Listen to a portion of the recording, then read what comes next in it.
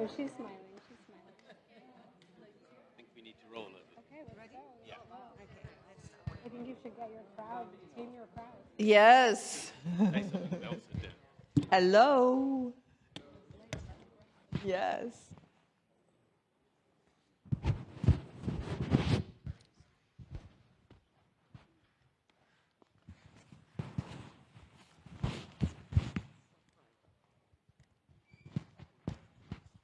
Hello, everyone, and welcome to Educating the Next Generation of Jewelry Buyers. And thank you, CIBJO, World Jewelry Confederation, for making this happen for all of us. I'm Kyle Roderick. I am a journalist for Forbes.com. I photo edit and write jewelry books for Rizzoli, but more than anything, I'm a jewelry lover, student of jewelry history, and very pleased to introduce our panelists. We've got in London remotely Raluca, hello, Raluca Anghel, who's the head of external affairs and industry relations at the Natural Diamond Council.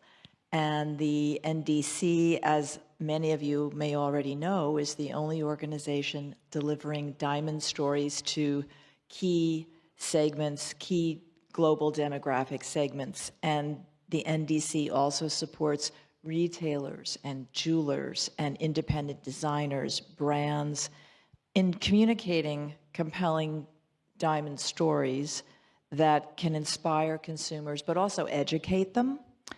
And Raluca is a very skillful communicator and also an expert on the ever shape-shifting, nuanced, and evolving natural diamond industry. And she's also digitally quite a savvy person and a great researcher, and she's leading NDC's efforts to inform the next generation of jewelry buyers about sustainably mined diamonds, sustainable diamond jewelry, etc. So, along with Raluca's insights into shifting consumer trends, she's going to tell us about other environmentally, socially responsible developments, advances in governance, etc. Now we're going to move on to Bebe Bakshi of Champagne Gem, luxury jewelry blogger, and she founded and created the Instagram account at Champagne Gem, which has 1.2 million followers. Excuse me.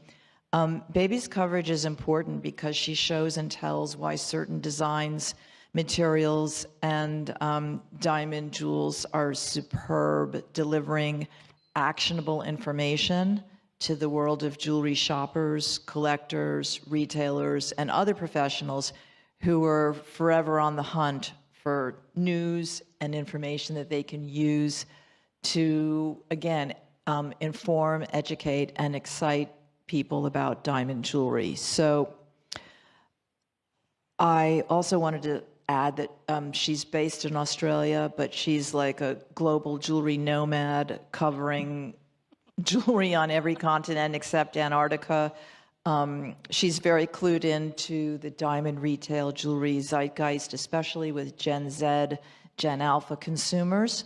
So it's great to have you on here because she represents and sort of covers a world that is, I would say, very specific and really important, especially for this panel. And now over here we've got Feriel Zerouki, who has long worked at the nexus of the natural diamond industry. She's president of the World Diamond Council. Her work focuses on building trust, raising the bar for accountability across the global diamond industry. And as many of you may already know, WDC, it's an international organization representing the entire diamond value chain, including representatives from mining, manufacturing, trading, retail, etc. The council was established 26 years ago, in order to create a system to keep the supply chain of diamonds as free as possible from conflict diamonds. Before Feriel joined WDC as president, she was chief trade and industry officer at De Beers Group and a member of De Beers Executive Committee. So in addition to leading engagement with the trade, with the wider industry, Feriel worked with governments on global issues that affect the future of natural diamond sector. Her track record is unparalleled, I would say, in terms of driving policy, partnerships, and standards that support the natural diamond industry's commercial objectives. But she's also been very involved with protecting the integrity of natural diamonds and their value chains. So in that respect, she's been involved with advancing the traceability of natural diamonds, responsible sourcing, and long-term sustainability. And over to my left, we have Melissa Wolfgang Amenc. Now, she's a gemologist based in Geneva, but she's also the director of the Geneva heritage firm Golay Fils Stahl, founded in Geneva in 1837. So she's been dealing with important gemstones as a buyer and dealer at many haute luxe firms for decades. Her knowledge of and experience with important diamond and colored gemstone jewelry that's either antique, vintage, or contemporary it's panoramic, it's deeply detailed, and plus she really loves to wear jewelry and diamonds. And she loves to help her clients identify great jewelry design, superb materials, masterful artisanship. So she's a private jeweler, gemstone dealer, and all-around jewelry whisperer. Her family, Melissa and her family, which owns Golay Fils Stahl, they're renowned for a commitment to serving customers by taking the time to educate them about diamonds, colored gemstones, jewels that they are considering. And she's also been very involved with helping people build collections over time. So with that, we're going to move on to topic one. We've all on this panel been deeply impressed by the fact that the next generation of jewelry consumers will be inheriting massive amounts of money from their baby boomer parents. And so this is presenting many opportunities that we really need to consider and respect. And also we have to create opportunities with this potential group of diamond jewelry buyers. So from a global perspective, I want to first ask how are current geopolitical dynamics and wider global forces shaping natural diamond industry and influencing demand today, particularly among younger consumers, and how can different sectors of the industry maximize opportunities with them. So we're going to lead off with Raluca answering this. Thank you so much, Kyle, and ciao to all of you in Italy. Looking at a gray sky, I can only state that I'm extremely jealous. So next time, definitely see you on a date in Vicenza. Kyle, thank you so much for putting this panel together. And certainly these are very important topics to tackle and for our industry to pay attention to.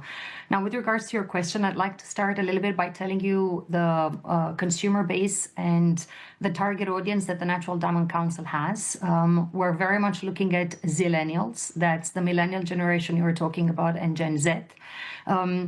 So that means that we're covering more or less the 18 to 35, 40-year-old young and very, very independent consumers.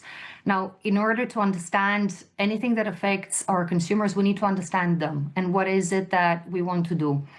And for us, what's been always important is to put out there the right messages in the right place and to the right audiences.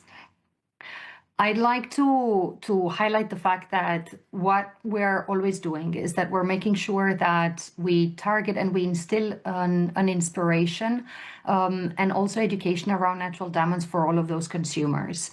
We want to do that and accompany them across the entire sort of purchase funnel. That means that they will already have understood and appreciated natural diamonds before they made a purchasing decision, so that that actually pretty much becomes a clear choice to them when the time comes to buy. How we do that and the messaging that we're trying to put out there is very much the natural diamond jewelry is a unique expression of who we are, our relationships, our achievements, our values for a lifetime and beyond. So that is pretty much a celebration of who we are across our entire lives and with the key people that bring, I would say, all that beauty in our lives.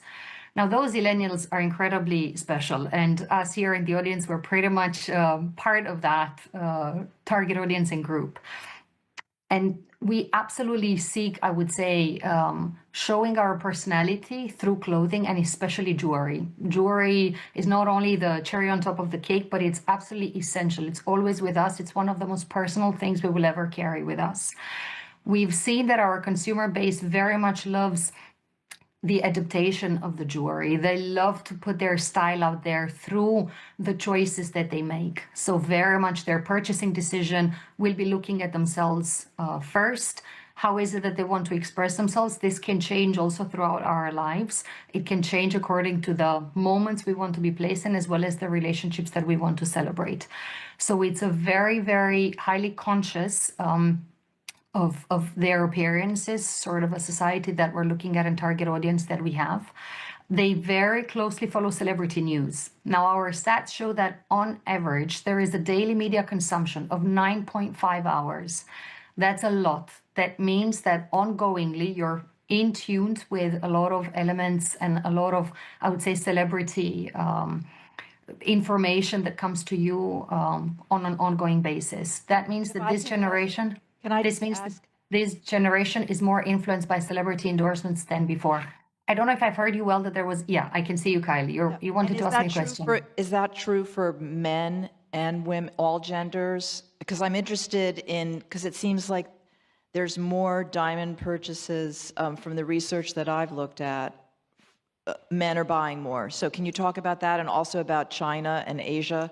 Absolutely. So for celebrity endorsements, we've absolutely seen key moments, let's say last year, of very, very high profile engagements.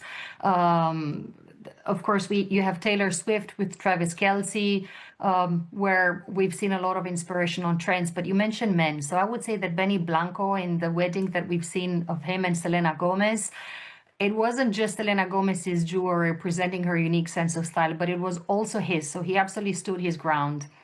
He's not the only representative of the men generation that aren't just buying jewelry for their partners, but buying for themselves. Timothée Chalamet is another example, Lewis Hamilton, just to cross basically in all of the spheres of activities, whether it's entertainment, sports. We see a lot of men ongoingly choosing a lot of pieces of jewelry for themselves. My colleagues at Only Natural Diamonds, our platform where we publish, I would say, the latest trends and news around pieces of jewelry, they've just published an article on men engagement rings.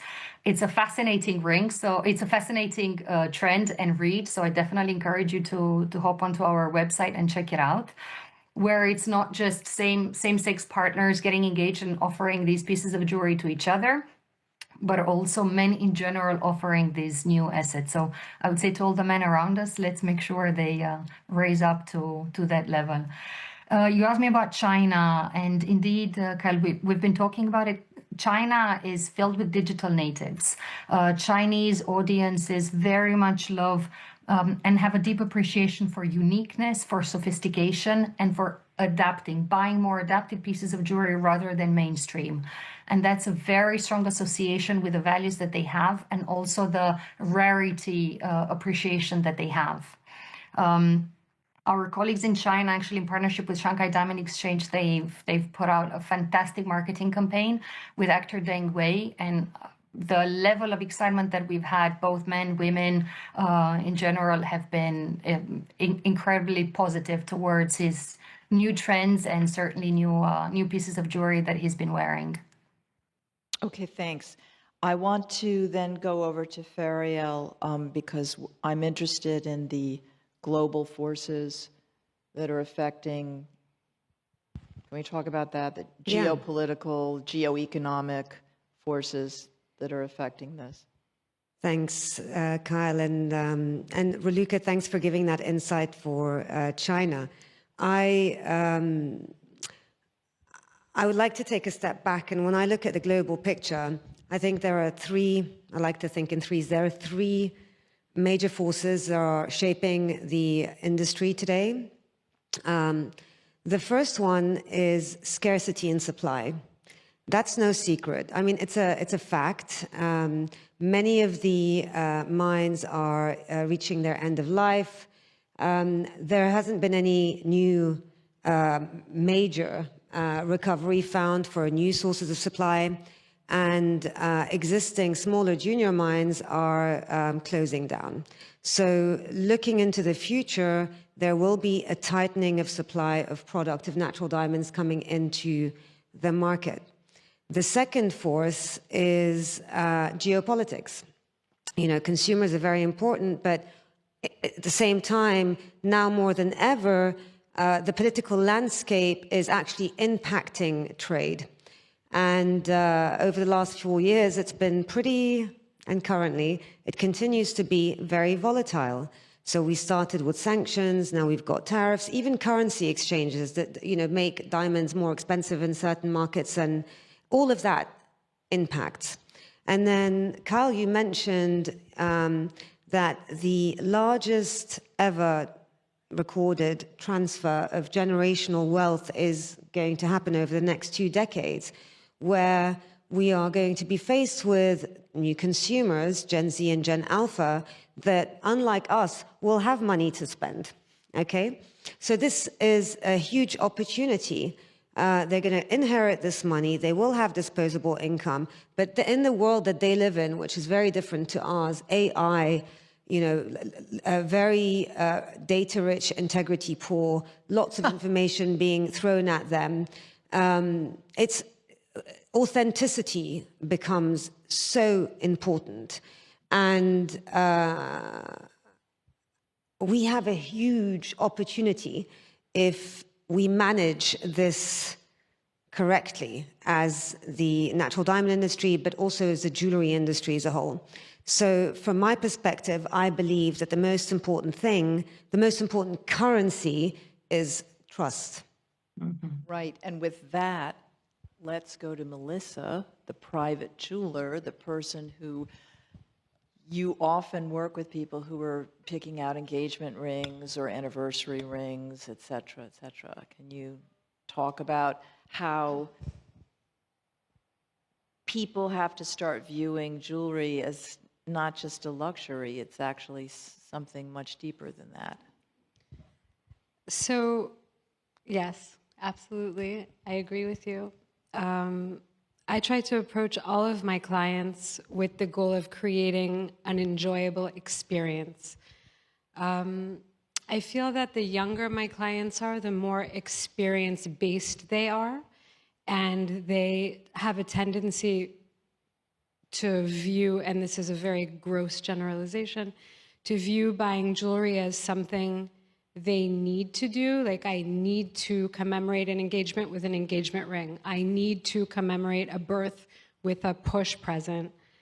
So I try to make that experience enjoyable, because ultimately, as a private jeweler, when people come to me rather than go to a retail store, they're coming to me for a white glove experience, which is personalized because it's one-on-one. And this is just in my B2C clients.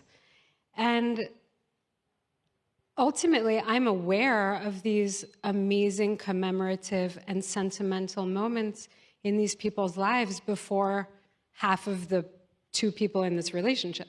I know the wife before she's a wife. So I try to really create connection with these people, because I feel that when you buy jewelry or you're being given jewelry, you should be given jewelry that is coherent with who you are. Otherwise, you don't wear the jewelry. And I want you to wear the jewelry, and not because you keep coming back to me, but because jewelry is a form of adornment, and it's as old as time, and you should enjoy it. So when your partner gives you something that is not pertinent to your lifestyle, or, you know, I'm not going to make an engagement ring for a landscape architect the same way I will for a lawyer, because when someone has their hands in the dirt all day, their lifestyle is not conducive to a certain type of piece of jewelry. So I get to those things by creating connection with my clients. And the more I move forward, the more I see that that's really what they want, which is the currency that you're referring to. Right. Now, for Bebe, who has a very vital social media champagne gem on Instagram, I'm curious, do people DM you and ask for information about like starter pieces or engagement rings, and define your perception of their taste level or aesthetic tendencies or their taste tendencies? Can you tell us about that among this younger cohort? Sure. So what I am trying to build is a safe community, so they can come and confide in me what they are looking for, what they are like, what is their financial situation, what stage of life they are in. So usually I get a lot of DMs like asking for my advice and input of like, which engagement ring should I buy, which diamond shape. And with Gen Z and Gen Alpha, I find it that they actually use social media different than my generation, at least. They are, it's more for them as a research hub rather than an advertising hub. So they actually come to you with questions, with curiosity, and they are interested. So it's not just like a passive way of like consuming content. They are engaged, they are interested, and they want to know. Most of all, they want to have transparency, which is very vital in our industry. And taste level, I try to put out as much exceptional jewels as possible as is available around the world. And that actually, seeing me wearing it, holding it, and presenting it, I think it builds a sense of familiarity and like a confidence to go into a store and ask to see this fabulous necklace, which they can actually buy, they can afford to buy. So I think I'm doing that in my part, and it also raises their taste level in high jewelry, so which I think like it's very important to raise the taste level.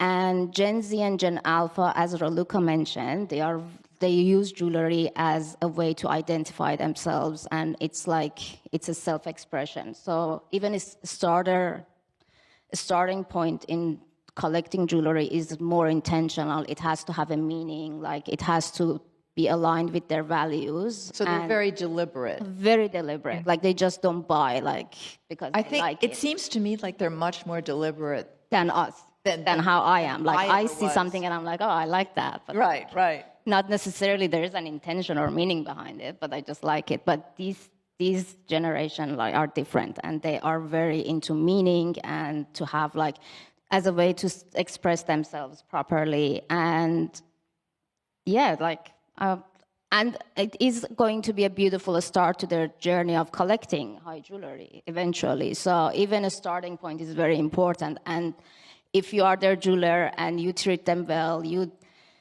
gain their trust, they're gonna be your loyal client. So that's my input. All right. Now, Feriel made the point that we're in this increasingly AI-driven, what did you say, integrity poor? What was Data-rich.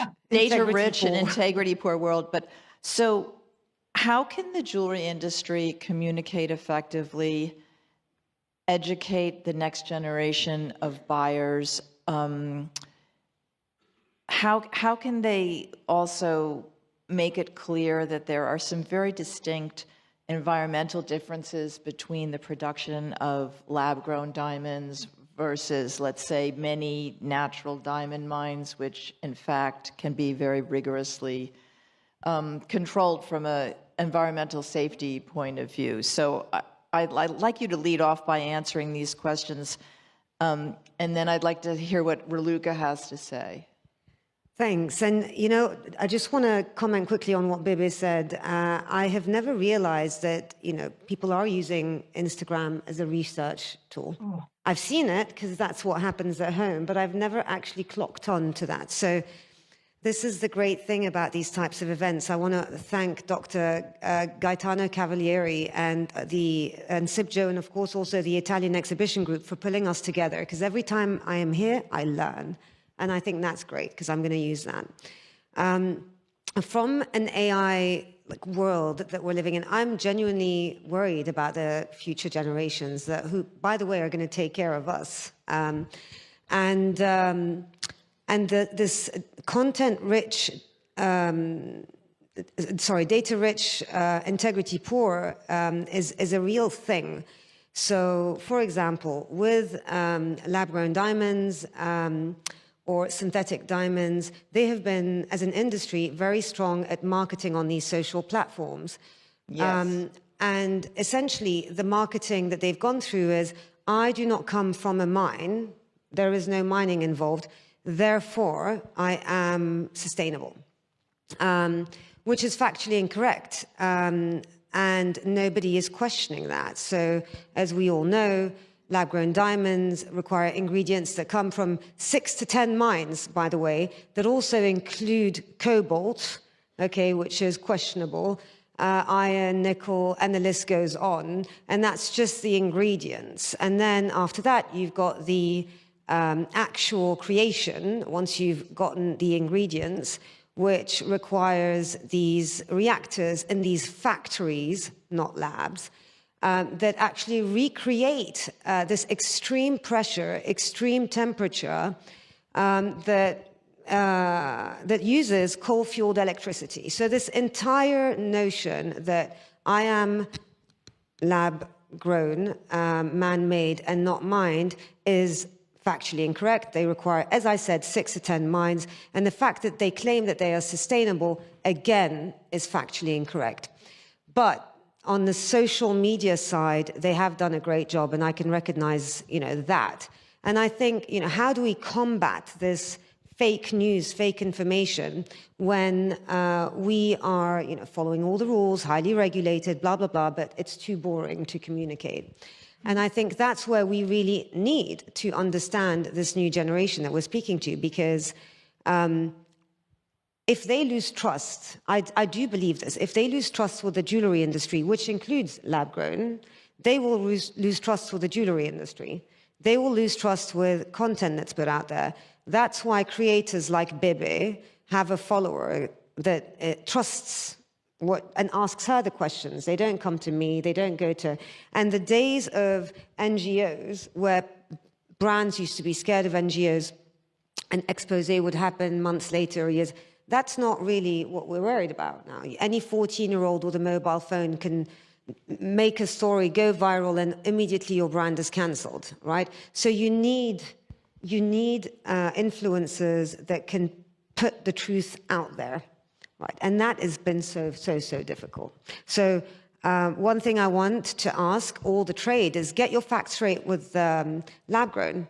Yeah, make sure that every time you are talking about lab-grown, don't claim it's mine-free, do not claim it's sustainable, claim it's a cheaper alternative. That is factually correct, because you need to maintain that trust with that consumer to save the entire jewellery industry. Okay, Raluca, take it away. Feriel, that was the perfect cue. So if anybody's wondering where to get this factual data, go over to our website. I sound like I'm doing an ad, but honestly, you will find all the factual data that Feriel is talking about that can support the growth on our website. What we like to do is to basically put the most reliable sources together. Don't take our word, take the words of the United Nations, take the word of global NGOs working on environmental aspects, verify data on electricity use. So we put all of this together in a series of reports. So just go naturaldiamonds.com. We have a section at the top of the website. There you have a consumer website as well as a trade dedicated website. At the top, you will see a lot of reports and analysis that we've done. In those reports, we've tackled on topics on diamond facts. So for example, for Bebe, for Melissa, as they're getting ready for their storytelling, and we very much appreciate you guys as channels to speak directly to consumers. You have all of the information in there. In larger reports, I have some that are 50 pages, and that's on the diamond facts, reality behind, or factual aspects with that behind the diamond industry. But we also distill it into 2-pagers so that it's very easy for you guys to even give this as takeaways to your consumers if they would like to read a little bit more. What we've also done is, of course, the way we put information out there is paramount. So it's not just for the industry to use. We've also turned them into small bits of information that can be shared directly with consumers, that we do it and we put advertising behind it, but also for anybody discussing with consumers to do that in their turn. So we've turned into a large report, into small snippets of videos tackling topics. Feriel mentioned the absolute fake news or no mining. There is a dedicated short clip, 5 seconds, 20 seconds, 30 seconds, depending on whichever medium you want to use, that clearly explains what that is or what it isn't. And same thing to share a lot of the beautiful story around natural diamonds and natural diamond jewelry, because the whole of the industry has been doing an incredible job. And within sustainability, I feel that the world has just focused on the CO2 emission side and they forgot about the social side. So the impact that this industry has on diamond producing communities is nothing to be ignored, but rather applauded, and to understand the positive contribution that all of our consumers have in supporting this industry. So we have a lot of information on that as well. So just go to our website, you will find all of them there. If you don't, write to me, call me, and I'll definitely send you the right info. Now, on greenwashing, this has been happening so much, and Feriel, you're so right. This will lead to losing the losing of the trust that consumers have in us. We've already seen, not only for our industry, but global industries, honestly, consumers are rolling their eyes whenever they see sustainability claims. If you look out there in the online space, we're all ethical, we're all sustainable, but we can pack our bags and leave. We don't have anything else to do, and that is far away from the truth. So global legislation supports the idea that any claim that we make needs to be supported by factual data. It's okay if you make a smaller claim, you need to prove that. And that's something that is universal across all of the markets, all of the continents. So I would say it's the most unifying element. But I'll give you a bit of some data to show you the level of greenwashing that we have. So on the EU market, which is one of the best legislated markets around greenwashing, 75% of products on the EU market have an implicit or explicit green claim. 53 up to 58, 60% of environmental claims provide vague, misleading, or unfounded information. And 40% of claims are completely unsubstantiated. That gives you a understanding of the greenwashing that we're putting our consumers through, and that's certainly something that we can avoid. So from us at the NDC, we put facts out there, verifiable information. We encourage the whole of the industry to walk the talk and to invite the consumers alongside their journey. Consumers don't want to know that you've already solved the problem, but they want to see how is it that you're doing it. And Gen Z is already challenging this more. Gen Alpha is going to do this to the maximum. They will smell a bluff from the distance. So be authentic, invite everyone on your journey, and state where is it that you are and where is it that you want to go.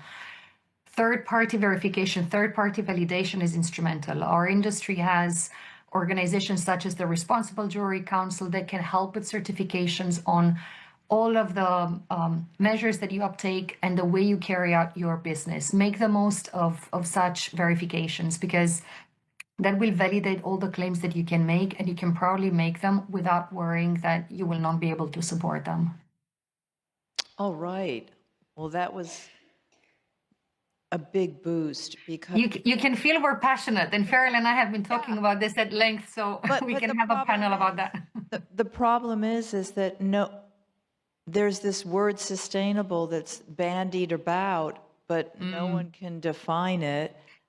Even though there are third-party certification standard programs, such as SES Global Services has one. But I mean, I don't know how, as a journalist, you know, I cover these things, and I don't always know how well these standard certification programs are monitored and, you know, investigated. And so how good are these programs? I don't know. I mean, I write about them, but it's difficult, you know.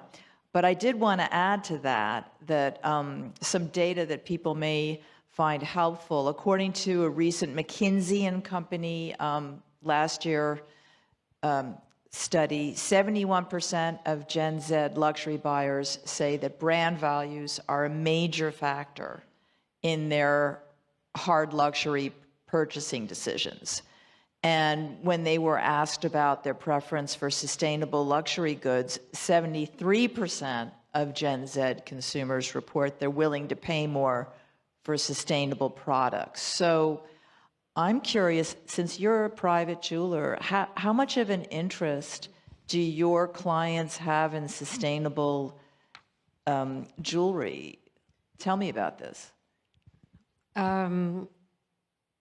Sorry, I'm smiling because the real answer, as we're often up here talking about transparency and the importance of transparency, the real answer is zero. Okay. And that doesn't mean it doesn't exist. What it means is they're not communicating it to me. Yeah. Okay? So in 25 years of selling to the trade, B2B and B2C, private clients, high net worth individuals, and lower budget engagement rings. I mean, we do everything. No client is too small. I have never once heard a client say to me, I would like to buy a secondhand diamond or colored stone because it is more environmentally friendly or sustainable. And let me just add to that we have been working in secondhand and vintage jewelry or recycled, whatever you want to call it. Please refer to the blue list for the appropriate appellation for 6 generations, okay? So we've been doing circular economy before it was linked to sustainability, before it was a buzzword or a hot topic. And never once have I heard a client say, please source me a recycled diamond. And to come back to the lab-grown thing quickly. Please. Diamonds have been feeding my family for 6 generations. And despite that, I feel that everything has a place and everything has an audience in the world of jewelry. However, price is what you pay and value is what you get. And that was said not by me, but by Warren Buffett. And how can you claim that something has its place in the luxury sphere when it's worthless? And lab-grown diamonds have no value. Well, especially on the secondary market. And any market, they have no value. But They were being given away for free. Correct. In the Hong Kong show. Just buy the jewelry, buy the gold. Everything else is free. The lab-grown is free. And so I don't- agree. Yeah. I don't say that to persecute lab-grown diamonds. Again, No, I everything know has a that. place. Yeah. But let's just tell the truth about what it is. You want to buy a lab-grown diamond? That's fine. You can't afford a 10-carat emerald cut? That's also okay. Yeah. But let's tell the truth.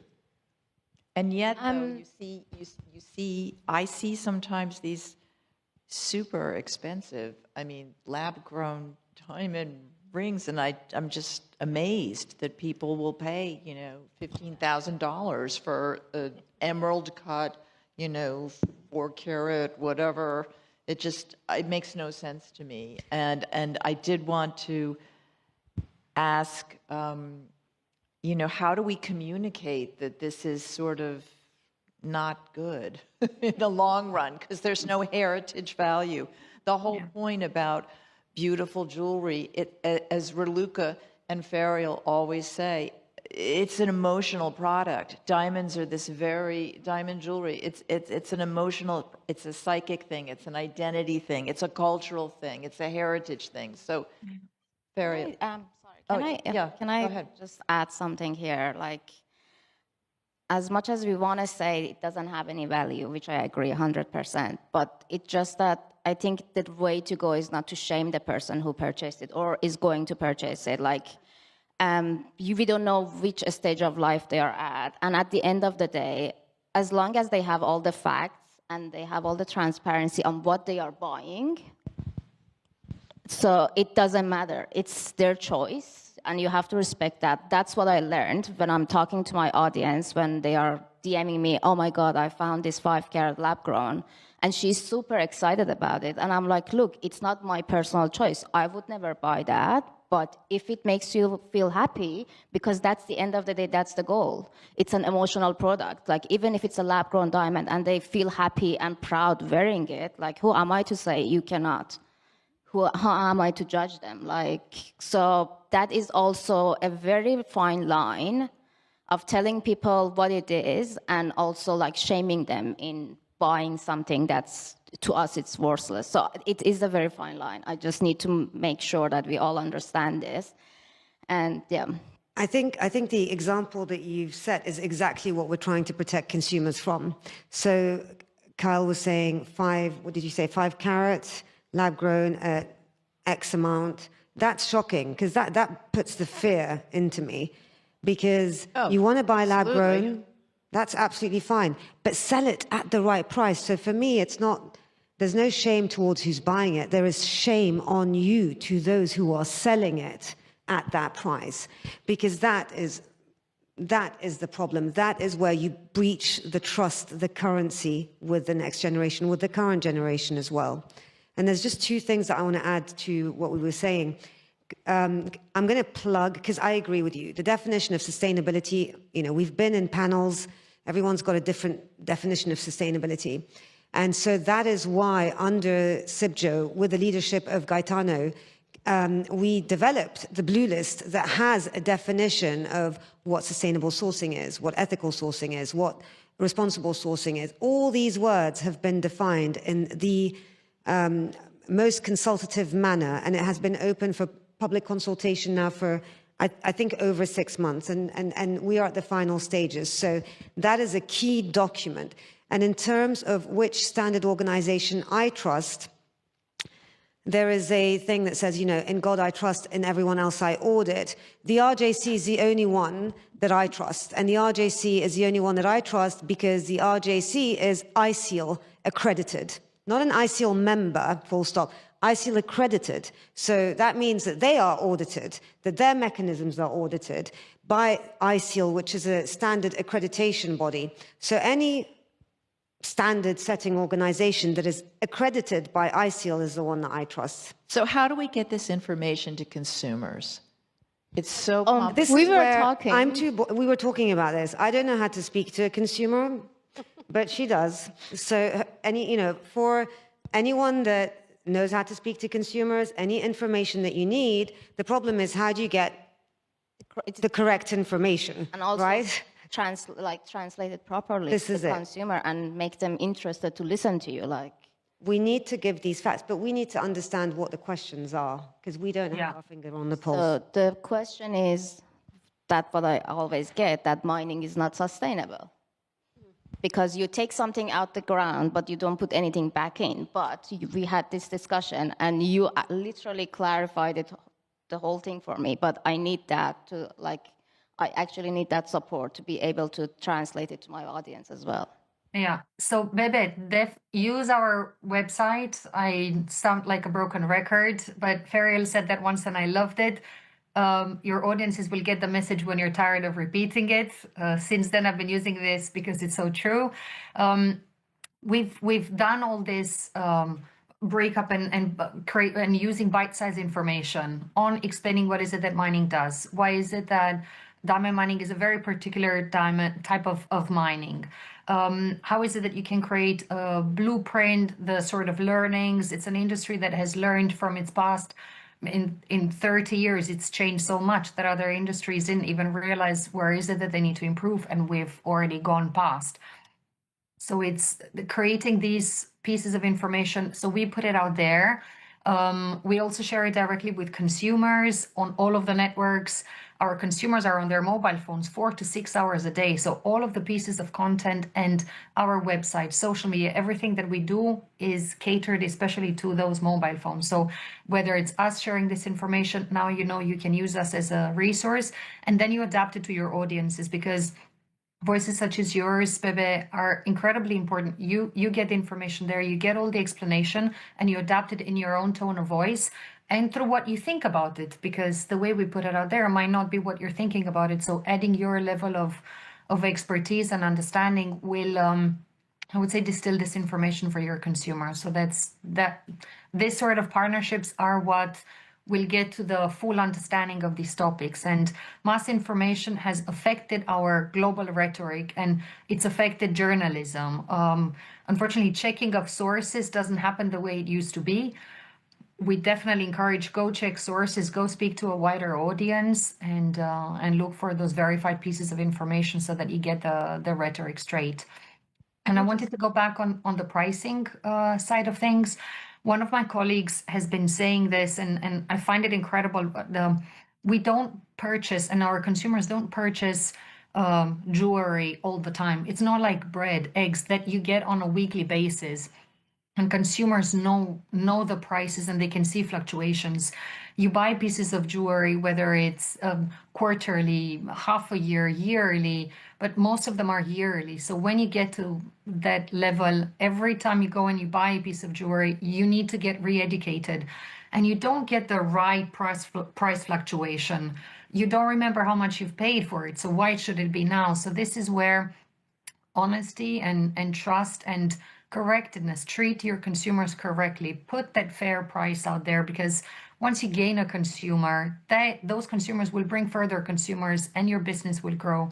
So authenticity and trust and fairness goes a long way.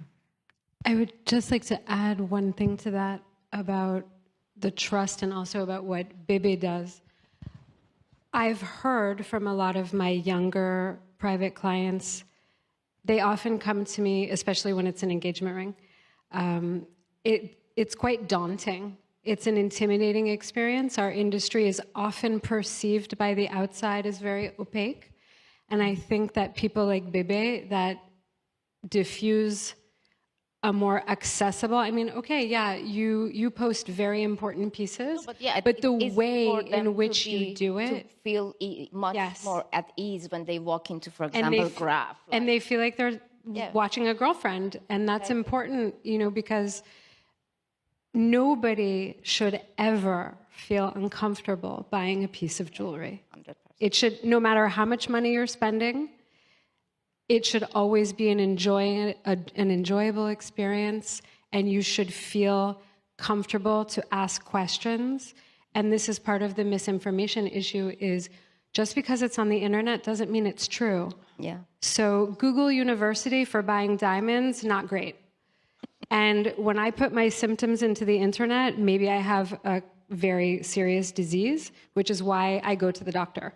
So when you want to buy jewelry, you go to a jeweler, or you watch Bebe, or whatever. There are a million different ways, but it needs to feel safe and it needs to feel comfortable. And what you do is very helpful in that arena. Thank you. I'm doing my best, yes. I wanted to bring up, in what little time we have left, how there are programs that also, well, maybe programs is not the right word, but there are systems that have been established that document diamonds from the mine all the way to the consumer's body. And Tracer is a program that Feriel was involved with when you were at De Beers. So maybe you could say a few words about that. Absolutely. And I think what is important to note is because that consumers still don't know that. Yeah. I mean, I talk to people all the time, and they're telling me, I've never heard of that. absolutely, because it's not there yet. It's not been. So let me take a step back. Tracer, when I was at De Beers, we knew back in 2012, our data showed us that these questions are going to be coming from future consumers. Not now, but they were coming.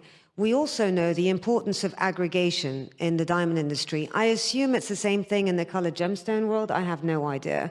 But you create value by aggregating. You can't get like a perfect tennis bracelet set of diamonds from, single source. So everyone is aggregating throughout the supply chain.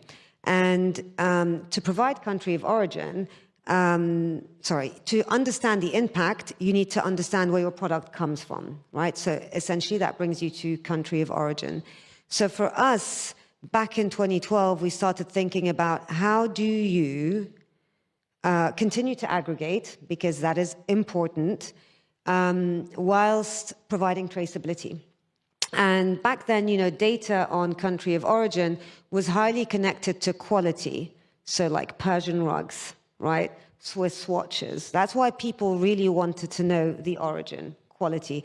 It's not necessarily the same reason here for jewelry, but at least for diamonds in the world that I know. I don't know if it's different for colored gemstones, but that's the reason why we embarked on the journey of the platform that is now called Tracer. But you need to do it right. So we started as a producer, putting all of our product. You do rough-to-rough matching, and you're connecting the physical world with the digital world. We're not doing self-disclosure on a blockchain, because then it would probably already be with the consumer, right? So we're doing verification at each step, and we're also doing third-party assurance of the Tracer platform to make sure that it's not used for greenwashing. There are other platforms out there that are also extremely interesting, like the Sarin Diamond Journey. With Sarin, I don't know if David Block is here. We also have iTraceIt out there, focused on smaller, parcels. So great technology. There's lots of advancements in this area. So if you want to know, please engage with these platforms, find out more. Also, with the RJC, you have a section called provenance claims. So you can check the claims that your suppliers are making, because that specific claim is getting third-party audited. And it goes on the certificate, so you don't need to do much to see if the provenance claim has been verified or not. So there's tools out there for you. Again, we're going to need someone like you to communicate to consumers to simplify this. But it's hard to get it out there. It's really hard to get it out there. And we also need retailers who can maybe do events where, hey, come and have, some wine with us, and we're going to tell you about traceable diamonds that have evidence-based, records to back it up, so that you understand what you're going to be getting, versus someone who says, I don't know where the diamond comes from that's in your jewelry. Yeah, and frankly, it's not a big surprise. There's not 100 diamond mines out there, okay? It's either from South Africa, Botswana, Namibia, Canada, what am I missing? Angola, the majority is Sierra Leone. Like, it's not a big surprise. It's one of 8 mines. And all of them are publicly available on the NDC website with lots of information on them. So it's very it's like there. But if you really want to know more, then this is like stone by stone. That is where you need to use traceability platforms. But my question is that I've worked with Tracer, I've worked with Sarin, but maybe it wasn't the right time. But back then, so many of my followers asked, okay, should I go to a diamond, to a jeweler and ask for a Tracer diamond? And I'm like, well, no, it's not like that. But so, I think it's still a bit vague for end consumer, how Tracer and iTracer and Sarin, it affects the end consumer. Can they actually, if they go to their jeweler, their local jeweler, and ask for Tracer diamond, can they? Yes, so here's the thing, and Tracer is working on this. I don't know about others, but here's the thing. There needs to be something for legacy, right? What is in your stock isn't bad, it's legacy. And what can be traceable is traced, so that's new production. And so a tracered diamond should mean a diamond on that platform, and provenance can mean a legacy or newly produced, and both will have information. The worst thing is, for a retailer is, I would assume, I'm not one, but is to have a stock where you've got, information on this part of your stock. And so what we need, and I know they are working on this, and do feel free, I think they are between 6 and 7, Hall, and do feel free to engage with them on this, because I can't speak on their behalf, but they are focused on making sure that from a retailer perspective, you can have your product on there. Okay, well, I have to look into that. Yeah. It's not there yet. But Bebe, one sort of, let's say, questions that we've also received by our followers on our social media accounts, because there we get a lot of questions, and definitely that's a platform to be used as a source of information, is very much the question on trust, more so than all the technical details of what's happening within the industry to bring you a product that you can be proud of wearing, and therefore you want to know that it has had a positive impact, it's been used in the right way. So a lot of the questions we get is, how is it that I can trust my jeweler, retailer? What is it that I should go for?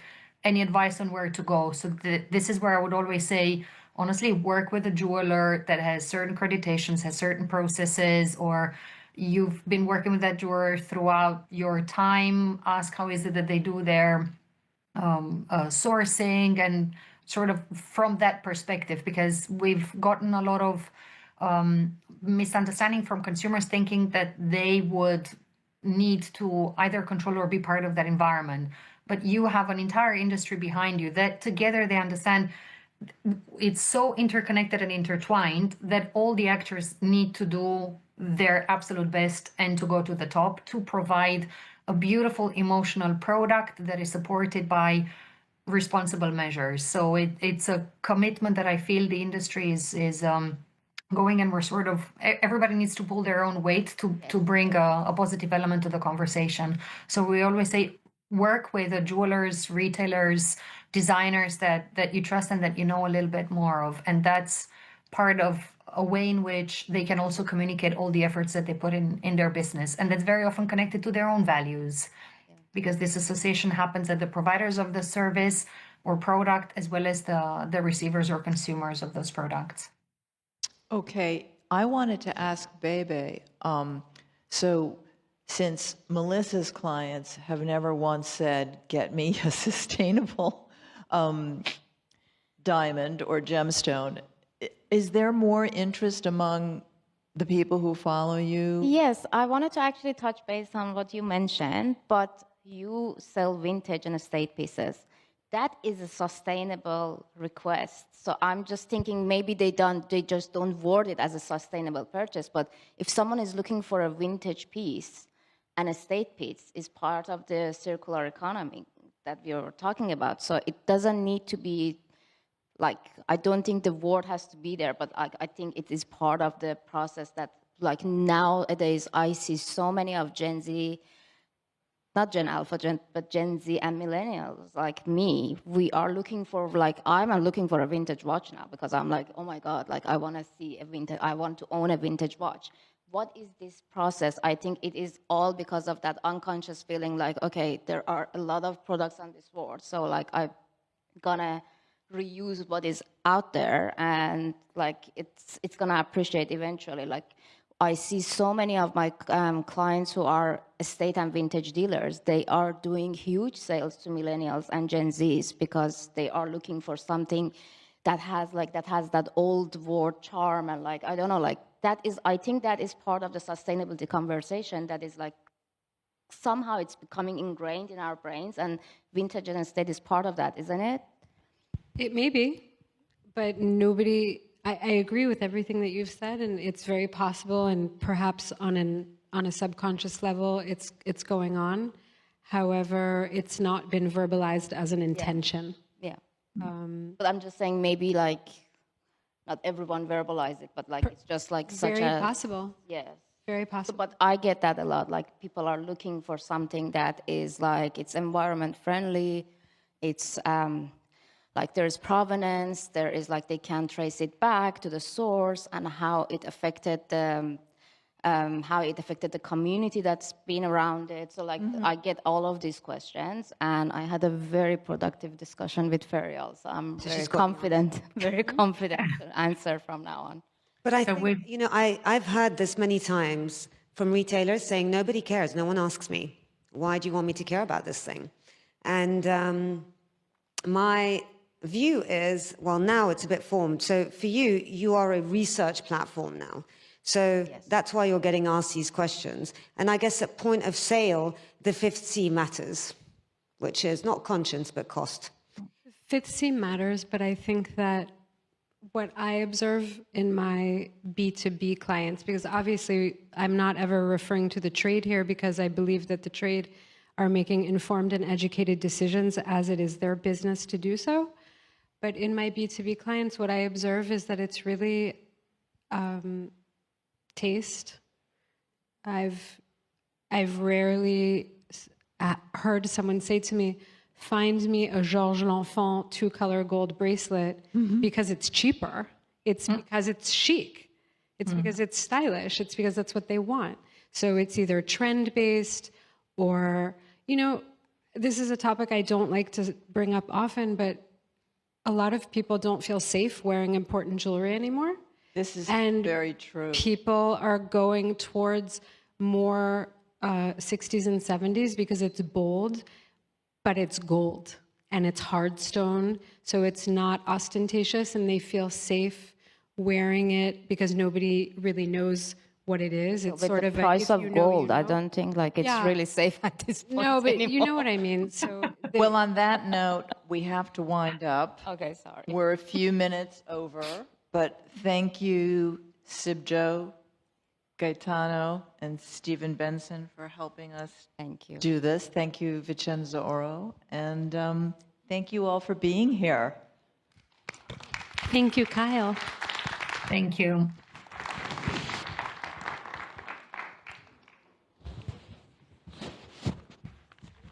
Really.